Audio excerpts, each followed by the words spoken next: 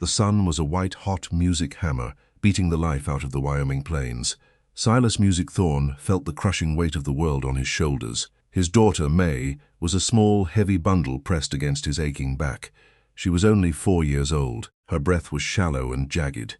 Her skin felt like a branding iron against the nape of his neck. Silas had been walking for 3 agonizing days. His boots were worn through. Every clear's throat step tore at the raw skin beneath them. He squinted at the horizon, searching for a miracle. The year was 1888. The great die-up of the previous winter had been a massacre. Millions of cattle had perished in the suffocating snow. Silas was a man who had been stripped of everything. He had lost his farm in Nebraska to the black clouds of locusts. He had lost his beloved wife, Sarah, to the relentless grip of the fever. All he had left was May. She was his heartbeat, his only reason to take the next step. In the shimmering distance, a small ranch house flickered like a mirage. A woman stood there, perfectly still. She wore a blue dress that matched the terrifying vastness of the sky. Her arms were crossed tightly over her chest. She watched his staggered approach with eyes as hard as flint. Silas stopped at the very edge of the dust-choked yard. He did not want to scare her. A man with nothing is often seen as a man who will take anything. He reached up with a trembling hand and tipped his sweat-stained hat.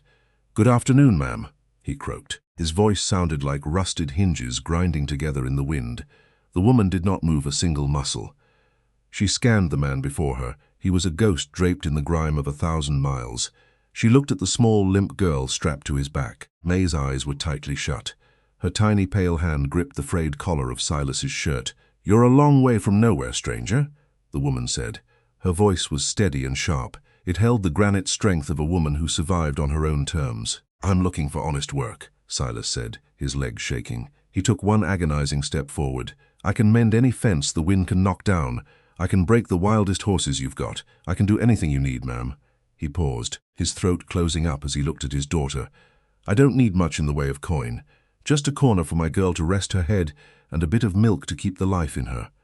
The woman stared at him, searching for the truth in his eyes. She looked at his hands, calloused and bloody from the journey. She noticed the way he shifted his weight to shield the child from the sun. A heavy silence stretched between them, thick as the heat. The wind whistled through the dry, dying buffalo grass. It was the loneliest sound a man could ever hear. "My name is Clara Higgins," she finally whispered. Silas nodded, a flicker of hope sparking in his chest. "Silas Thorne, ma'am, from Nebraska." Clara stepped off the porch, her movements graceful yet weary. She walked toward him, the dust swirling around her hem. She didn't look at Silas's desperate face. She looked directly at the child. May opened her eyes just a sliver. They were dark, clouded by the heat of the fever. They were filled with a terrible wisdom that no 4-year-old should possess. Clara reached out a trembling hand. She touched May's forehead with the back of her fingers. "She is burning up," Clara whispered, her voice finally softening. "Yes," Silas said, his heart twisting like a knotted rope. "She's been fading since we left the last watering hole." Clara looked back at Silas. Her expression was a mask of unreadable iron. "I don't need a ranch hand," she said coldly. Silas felt his stomach drop into a bottomless pit. His knees buckled and the world began to spin. He started to turn back toward the empty horizon. "Wait," Clara called out, the word cutting through the air. He stopped, his breath hitching in his chest. She looked him square in the eye, her gaze piercing his soul. "I don't need a man to fix my fences, Silas Thorne, but I have a requirement, a price for the milk and the bed." Silas waited, his pulse drumming in his ears. He was ready to sell his soul to save his child. "I want a daughter," Clara said, her voice cracking for the first time. The words hit Silas with the force of a physical blow. He gripped the leather straps of May's carrier until his knuckles turned white. "Ma'am," he asked, his mind reeling. He prayed he had misheard the madness in her voice. "You heard me," Clara said, her chin lifting in defiance. "I want a daughter to fill this empty house. Not to replace what you've lost, never that. I only want to love her as if she were my own. If you stay here, that is the cost of your survival." Silas felt a surge of primal fear. Was she trying to buy his flesh and blood? Was this the cruelty of the West finally claiming his last treasure? "I won't give her up," Silas growled, his voice low and dangerous. His protective instincts flared like a wildfire. "I'm not asking you to give her up, you fool," Clara said. She looked back at the hollow, silent ranch house. "I'm asking for a family. I'm asking for a reason to draw breath in the morning. The winter of '87 took my husband, Ben. It took my hope and buried it under 10 feet of ice. It took the children we dreamed of but never held. She stepped closer, her eyes brimming with a sudden, sharp pain. "You want a job and a life. I want a daughter to love and a legacy to keep. You stay here. You work this land until your hands bleed into the soil. But you let her be mine, too." Silas was in a state of profound shock.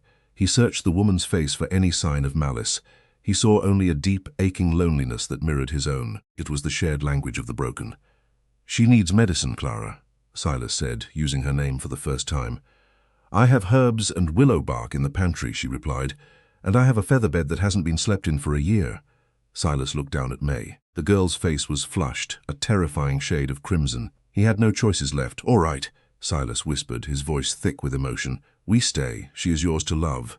Clara didn't smile, but the tension left her shoulders. "Bring her inside quickly," she commanded. The house smelled of cedar, beeswax, and dried lavender. It was clean, quiet, and felt like a sanctuary. Clara led them to a small, sun-drenched bedroom. The bed was covered in a magnificent handmade quilt. It was a mosaic of colorful scraps stitched with love and patience. Silas gently lowered May onto the soft mattress. The child groaned, a small, pained sound that broke his heart. Clara was already moving with purposeful grace. She brought a basin of cool, clear spring water. She began to bathe May's face with a linen cloth. Her movements were incredibly tender. They were the ancient movements of a mother tending to her own. Silas stood in the doorway, feeling like a ragged intruder. He was a man of the trail, a creature of dirt and sweat. This room was a holy place, and he was covered in the world's filth. "Go to the barn," Clara ordered without looking up. "There's a cot in the tack room. Wash the trail off yourself at the pump. I'll bring you a bowl of stew once she is settled." Silas nodded and retreated into the fading light. When Silas disappeared into the darkness, Clara closed the bedroom door. She sat beside May. For the first time in over a year, she cried without making a sound. The cool water at the pump felt like a baptism. He scrubbed the layers of Nebraska and Wyoming from his skin. He thought about the bargain he had just struck. It was a strange, beautiful, and terrifying pact. In the Wyoming territory, life was a brutal currency. People did horrific things just to see the next sunrise. But this felt different. This felt like the birth of something sacred. That night the wind howled like a banshee across the plains. 3 times before dawn, Clara changed the cold cloth on May's forehead. Twice, May's breathing grew so faint that Clara leaned close in fear. She prayed until her knees went numb. Silas sat on the edge of the narrow cot in the barn. He ate the beef stew Clara had brought him. It was rich, salty, and filled with the warmth of a real kitchen. It was the first time his stomach hadn't been cramped with hunger in weeks. He thought about his wife, Sarah. She would have loved the way the stars looked out here. They were so bright. They seemed close enough to touch. He felt a single hot tear roll down his weathered cheek. He wiped it away with the back of a scarred hand. Men on the frontier were told that tears were a luxury they couldn't afford. But the loneliness was a weight heavier than any mountain. The next morning, the sun rose in a blaze of gold and violet. Silas walked to the main house, his heart thumping. He found Clara in the kitchen, bathed in the morning light. She was carefully feeding May a few spoonfuls of broth. The girl looked different. Her eyes were clear, and the fire in her skin had died down. "She broke the fever in the middle of the night," Clara said. She didn't look up, her focus entirely on the child. "Thank God," Silas breathed, leaning against the doorframe. "You'll find the heavy tools in the shed," Clara said, her voice businesslike. "The north fence was trampled by a stray herd. Start there, work until the sun sets." Silas went to work with a ferocity he hadn't felt in years. The labor was grueling and the heat was a constant enemy. The ground was dry, stubborn, and packed hard as stone. But it felt magnificent to use his muscles for a future. It felt holy to have a purpose that wasn't just walking away from a grave. As the weeks passed, a rhythmic peace developed on the ranch. Silas worked from the first light of dawn until the stars emerged. He repaired the sagging barn and reinforced the corrals. He dug a new well, hitting a vein of water that tasted like life itself. He tracked down the remaining cattle and nursed them back to health. And in the house, Clara took over the world of May. She taught the little girl her letters using a charred stick on the porch. One evening, Clara quietly mended the torn sleeve of Silas's work shirt. She never mentioned it. The next morning, he noticed the careful stitches. He smiled for the first time in years. May looked up and laughed. "Mama fixed it." She showed her how to gather eggs without breaking the shells. She sang old haunting songs to her in the purple twilight. Silas watched them from the shadows of the barn. He saw May laughing, a sound he thought he'd never hear again. He saw her cheeks turn a healthy, vibrant, rosy pink. He saw her follow Clara around like a devoted shadow. It hurt him in a quiet, selfish corner of his heart. He felt like he was losing the only thing that belonged to him. But then he saw the joy in his daughter's eyes. He saw that she was finally, truly safe, and his own shattered heart began to knit itself back together. One afternoon, a group of riders appeared at the front gate. They were men from the nearby settlement of Medicine Bow. They looked at Silas with narrowed eyes and deep suspicion. "Who are you, stranger?" One of them barked. He was a mountain of a man with a rusted tin star on his chest. "I'm the ranch hand," Silas said, standing his ground. "Since when does Clara Higgins hire drifters?" the sheriff asked. "She's been a lone widow since Ben passed in the ice." Clara walked out onto the porch, her jaw set in a hard line. May was tucked safely behind the folds of her blue skirts. "He's with me, Sheriff," Clara said, her voice like a whip. "He is a good man and he works harder than any three of you." The sheriff narrowed his eyes, leaning forward on his saddle. "Folks in town are talking, Clara," the sheriff said. A couple of men behind him laughed. One's spat into the dirt near Silas's boots. "Hard talk," the sheriff continued. "A lone woman and a nameless drifter living under one roof. It don't look right. It don't sit well with the decent folk." Silas felt his face flush with a hot, righteous anger. He wanted to pull the man off his horse and demand respect, but he knew the cruel reality of the world. A woman's reputation was her only currency in a land of men. "He is my partner," Clara said, her voice ringing across the yard. The sheriff looked genuinely stunned. "Partner? Or is he something else to you, Clara?" "That is none of your business, and certainly not the law's," she snapped. The men exchanged dark, knowing looks. They didn't like her tone and they didn't like her independence, but they had no legal reason to stay on her land. "Just watching out for your interests, ma'am," the sheriff lied. They turned their horses and rode away, leaving a cloud of dust. The dust settled, leaving a heavy silence in its wake. Silas looked at Clara, his heart heavy with guilt. "I should leave, Clara," he said quietly. "I am bringing nothing but trouble and shame to your door." Clara looked at him, really looked at him. She looked at the daughter she had claimed as her own soul. "You aren't going anywhere, Silas Thorne," she said firmly. "Let them wag their tongues until they fall out. They don't know what it's like to be an empty vessel." Silas walked toward the porch, stopping at the bottom step. "Why did you really want a daughter, Clara?" he asked.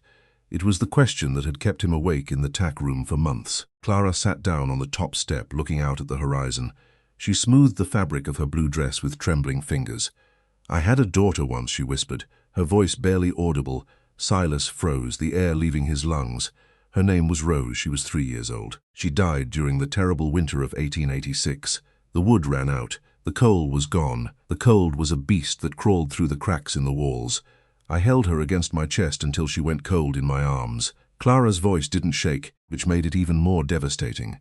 But the agony in her eyes was a hole that could swallow the world. "I promised God I would never love another living soul.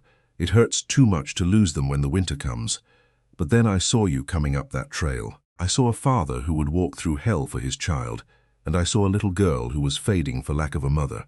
I didn't want to buy her, Silas. I'm not a monster. I wanted to save myself from the silence." Silas felt a massive lump form in his throat. He realized in that moment that they were exactly the same. Two broken, jagged pieces trying to find a way to fit together. He saw the dignity in her grief and the courage in her demand. The weeks turned into a golden, crisp autumn. The leaves on the cottonwoods along the creek turned to shimmering gold. The memory of the big die-up was still a shadow over the territory. People were bracing their spirits for another brutal winter. The tension in the town of Medicine Bow continued to fester. The rumors about the widow and the drifter grew more poisonous. Some said Silas was a killer hiding from the law. Others said Clara had finally lost her mind to the prairie madness. One Sunday they decided to face the world together. They needed heavy supplies to survive the coming snows. Silas drove the wagon, his back straight and proud. Clara sat beside him, her head held high. May was in the back singing to a rag doll Clara had sewn. As they pulled into town, the air turned cold with judgment. Women whispered behind lace fans, their eyes like needles. Men spat into the dirt as the wagon passed by. Silas kept his eyes fixed on the road ahead. He felt the crushing weight of their small-mindedness. They entered the general store, the bell ringing like an alarm. The owner, Mr. Miller, was a man with a face like curdled milk. He served Silas with a heavy, insulting silence. Clara walked to the back to look at the winter wools. She wanted to buy the best fabric for a new coat for May. A woman in a silk dress approached her, her smile fake and sharp. It was the mayor's wife, a woman who thrived on the misery of others. "Clara," she said, her voice dripping with artificial pity, "we are all so terribly worried about your situation, living out there on that isolated ranch with that man." Clara didn't look up from the bolt of wool. "I am perfectly fine, Martha. Mind your own house. But think of your reputation, dear, and that poor stolen child. She should be with proper Christian people." Clara stopped touching the fabric and turned slowly. "That child is loved with a ferocity you couldn't imagine," Clara said. "She is fed, she is warm, and she is cherished. Can you say the same for the orphans living in the alleys of this town?"